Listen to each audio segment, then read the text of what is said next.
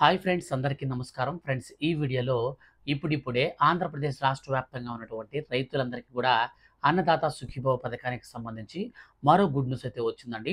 మన యొక్క రాష్ట్ర వ్యాప్తంగా ఉన్నటువంటి రైతుల ఖాతాలోకి తొలి విడత కింద 4,000 రూపాయలనైతే మనకు రేపటి నుంచి అయితే విడుదల చేయబోతున్నారు. సో దీనికి సంబంధించిన పూర్తి వివరాలతో సహా నేను మీకు క్లారిటీగా అయితే ఎక్స్ప్లెయిన్ చేస్తాను. అలాగే దీంతో పాటు మన యొక్క కేంద్ర క్యాబినెట్లో ప్రధానమంత్రి నరేంద్ర మోడీ గారు రైతులకు సంబంధించి మరో గుడ్ న్యూస్ అయితే ప్రకటించారు.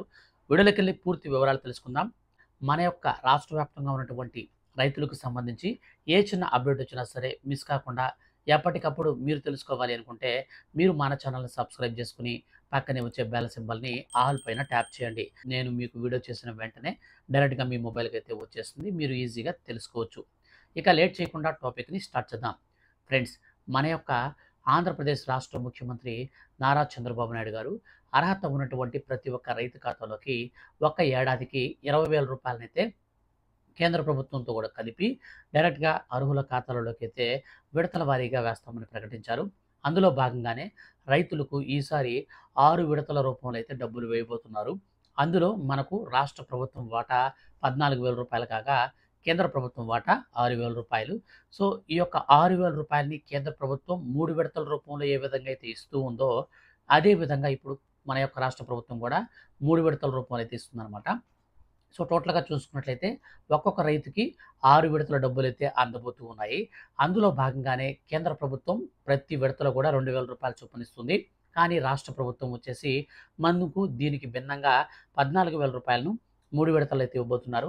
తొలి విడత కింద 4,000 రూపాయలు, ఇక రెండో విడత కింద మరొక 4,000 రూపాయలు, మూడో విడత కింద వచ్చేసి మనకు డైరెక్ట్‌గా 6,000 రూపాయలు. సో ఈ యొక్క లెక్క చొప్పున ఆంధ్రప్రదేశ్ రాష్ట్ర వ్యాప్తంగా ఉన్నటువంటి రైతులందరి ఖాతాల్లోకి డబ్బులైతే విడుదల చేయబోతున్నారు. దీనికి సంబంధించి మన యొక్క రాష్ట్ర వ్యవసాయ శాఖ మంత్రి కింజారపు అచ్చెన్నాయుడు ఆయన కూడా అయితే మనకు రీసెంట్లీ అప్డేట్ కూడా ఇవ్వడం జరిగింది. అయితే దీనిపైన మనకు బడ్జెట్ అనేది కేటాయించి దీనికి సంబంధించి విధి విధానాలు అనేటివి పూర్తిగా కూడా చేశారు. అర్హులను కూడా గుర్తించే పనులైతే రాష్ట్ర ప్రభుత్వం ఉంది.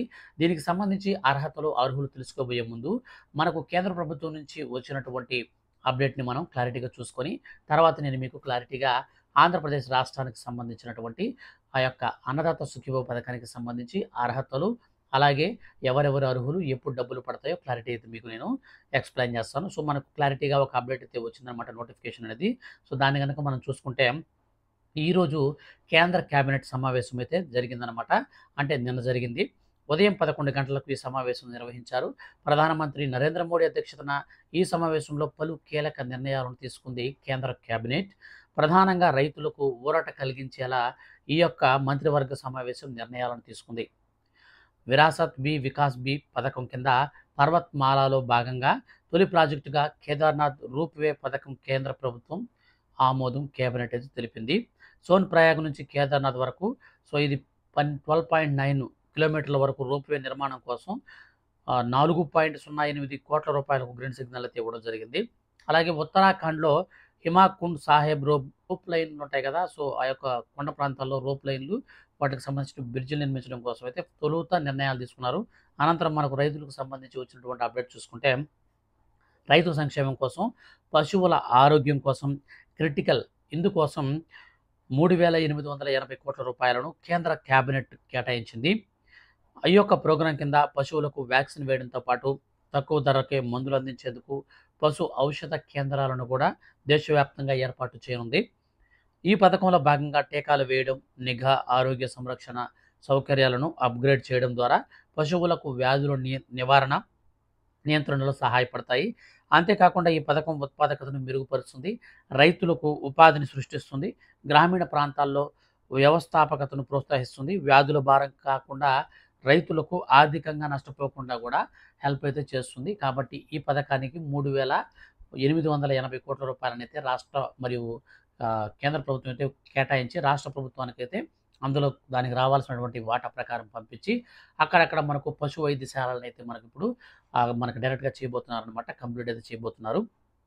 ఇక మన యొక్క రాష్ట్ర వ్యాప్తంగా ఉన్నటువంటి అన్నదాత సుఖీభవ పథకానికి సంబంధించి వచ్చినటువంటి శుభవార్తను కనుక మనం క్లారిటీగా చూసుకుంటే ఫ్రెండ్స్, మనకు ముఖ్యంగా చూసుకున్నట్లయితే రైతులకు సంబంధించి కొన్ని అర్హతలనైతే మనకు ప్రవేశపెట్టారండి.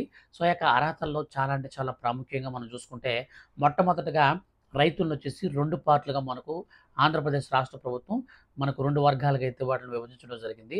అందులో మొదటి రకం వచ్చేసి సొంత భూమి కలిగిన వారు. ఇక రెండో వర్గం వచ్చేసి కౌలు రైతులు. సో, ఈ యొక్క 2 కేటగిరీలో ఉన్నటువంటి రైతులకు కూడా అన్నదాత సుఖీభవ రూ. 14,000 అయితే వస్తాయి. కానీ కేంద్ర ప్రభుత్వం ఇచ్చేటువంటి డబ్బులు మాత్రం ఒక కేటగిరీకే వర్తిస్తుంది. సో, అది నేను మీకు క్లారిటీగా ఎక్స్‌ప్లెయిన్ చేస్తాను. సో, ఇప్పుడు మనం క్లారిటీగా చూసుకున్నట్లయితే మనకు మొట్టమొదటగా సొంత భూమి కలిగి ఉన్న రైతుల గురించి నేను మీకు ఎక్స్‌ప్లెయిన్ చేస్తాను. సొంత భూమి కలిగినటువంటి రైతులందరూ కూడా కేవలం 10 ఎకరాల కంటే భూమి తక్కువ ఉండాలి. అలాగే మీకు మాగాణి చూసుకుంటే మాత్రం 3.5 ఎకరాల కంటే మించకూడదు.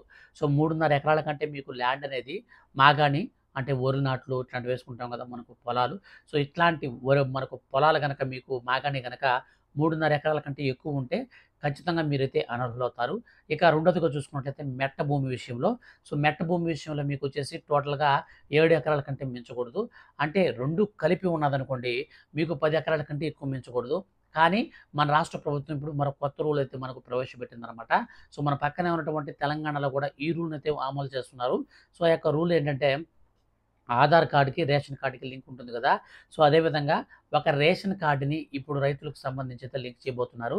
సో, రేషన్ కార్డ్‌లో అంటే ఒక యూనిట్‌గా ఆ రేషన్ కార్డ్‌లో ఎంతమంది రైతులుంటే, ఆ అంతమంది రైతులకు సంబంధించినటువంటి భూమి ఎంతుంది, ఆ భూమినొచ్చేసి ఇప్పుడు మనం డైరెక్ట్‌గా వచ్చేసి ఆ భూమి ఎంతుందో దాని ప్రకారంగా అయితే ఇప్పుడు కాలిక్యులేషన్స్ అయితే చేసుకుంటారనమాట. ఆ కాలిక్యులేషన్స్ ప్రకారం వీళ్ళకి పథకం అయితే ఇస్తారనమాట. అంటే ఇప్పుడు ఏం లేదండి, ఒక రేషన్ కార్డ్‌లో ఒక ఇద్దరు లేదా ముగ్గురు రైతులుండి, ఒక్కొక్క రైతుకి 5 ఎకరాల చొప్పున పొలం ఉండిందనుకోండి. సో, టోటల్‌గా మనకు 10 ఎకరాల కంటే తక్కువ ఉండాలి రేషన్ కార్డ్‌లో ఉన్నటువంటి మొత్తంగా కలిపి. అట్లా కాకుండా ముగ్గురు రైతులుండి, ఒక్కొక్కరికి 5 ఎకరాలుండి, డైరెక్ట్‌గా 15 ఎకరాలు కనుక ఉంటే, ఆ స్కీమ్‌కి ఆ రేషన్ కార్డ్‌లో ఉన్నటువంటి లబ్ధిదారులు అందరూ కూడా అనర్హులైపోతారు. సో, ఈ విధానాన్ని అయితే తీసుకొచ్చిందనమాట. రేషన్ కార్డ్‌ని రైతులకు సంబంధించి లింక్ అనేది చేయబోతున్నారు. సో, ఈ యొక్క కొత్త రీజన్ వల్ల చాలామంది రైతులైతే అనర్హత వచ్చే అవకాశం అయితే స్పష్టంగా కనిపిస్తూ ఉంది. కాబట్టి మీరు ఒకవేళ మీ యొక్క రేషన్ కార్డ్‌లో ఎంతమంది ఉన్నారో ఒకసారి అయితే మీరు చెక్ చేసుకోండి. మన పక్క రాష్ట్రంలో కూడా రుణమాఫీకి సంబంధించి ఇలాంటి లింక్ పెట్టడం వల్ల ఇప్పటికీ దాదాపు 2-3 లక్షల మందికి పైగా కేవలం ఈ యొక్క రీజన్‌తోనే డబ్బులు పడకుండా ఆగిపోయి పెండింగ్ అమౌంట్స్ అయితే నిలబడిపోయి ఉన్నాయన్నమాట. సో, కొంత గవర్నమెంట్ అనేది వేయకుండా ఉంది. కానీ ఈ రీజన్ వల్ల పర్టిక్యులర్ రేషన్ కార్డ్ రీజన్ వల్ల 2-3 లక్షల వరకు దాదాపు మనకు ఆ యొక్క పథకానికి అర్హత అనేది పొందుకోకుండా బెనిఫిట్ అనేది ఆగిపోయిందనమాట. సో, ఈ విధంగా మన యొక్క రాష్ట్రంలో కూడా ఈ రూల్ అయితే తీసుకురాబోతుంది రాష్ట్ర ప్రభుత్వం. ఇక మనకొచ్చేసి ఎవరైతే జెన్యూన్‌గా మనకు వ్యవసాయం చేసుకుంటూ చిన్న సన్నకారు రైతులుంటారో అటువంటి వారందరూ కూడా ఖచ్చితంగా ఈ యొక్క రైతు భరోసా అనగా అన్నదాత సుఖీభవ పథకానికి సంబంధించిన మనకు తొలి విడత కింద రూ. 4,000 అయితే వస్తాయి. ఈ యొక్క డబ్బులనేది ఎవరెవరికి రావు అనే దానికి సంబంధించి మీకు నేను సింపుల్‌గా చెప్తాను చూడండి. ప్రభుత్వ ఉద్యోగులకు, డాక్టర్లకు, లాయర్లకు, ఇక రాజ్యాంగబద్ధమైనటువంటి పదవుల్లో ఉన్నవారికి, ఇన్‌కమ్ టాక్స్ కట్టేవాళ్ళకి, ప్రభుత్వ పెన్షనర్లకు. సో, ప్రభుత్వ పెన్షనర్ అంటున్నారు. ప్రతి మనకు ప్రతి నెల 1 తారీఖున ఇంటింటికి ఇస్తారు కదా పెన్షన్. ఆ పెన్షన్ కాదండి. ఉద్యోగం చేసుకొని పదవి విరమణ పొందిన తర్వాత వాళ్ళకి పెన్షన్ అనేది అకౌంట్‌లో పడుతుంది కదా! అట్లాంటివి. అంటే ప్రస్తుత లేదా మాజీ ప్రభుత్వ ఉద్యోగులని చెప్తే మీకు క్లారిటీగా అర్థమైపోతుంది. సో, ఇట్లాంటి వారికైతే ఈ డబ్బులైతే రావన్నమాట. సో, మిగిలిన వారందరికి ఆటోమేటిక్‌గా వస్తుంది. కౌలు రైతులు ఎవరైనా ఉంటే వెంటనే మీరు కౌలు రైతు కార్డులైతే తీసుకోండి. మీ దగ్గరలో ఉన్నటువంటి సచివాలయం లేదా మీ యొక్క వీఆర్ఓని సంప్రదిస్తే మీకు కౌలు రైతు కార్డులకు సంబంధించి మీకు దగ్గర ప్రూఫ్స్ అనేది తీసుకుంటారు.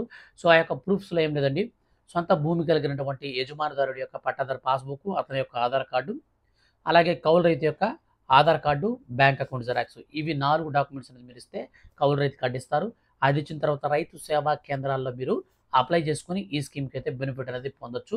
అయితే కేంద్ర ప్రభుత్వం మాత్రం ఓన్లీ ఎవరైతే సొంత భూమి కలిగిన రైతులు ఉన్నారో వాళ్ళకి మాత్రమే ఇస్తుంది. సో, ఈ రీజన్స్‌తో చాలా మందికైతే డబ్బులు పడకుండా ఆగిపోయినాయన్నమాట.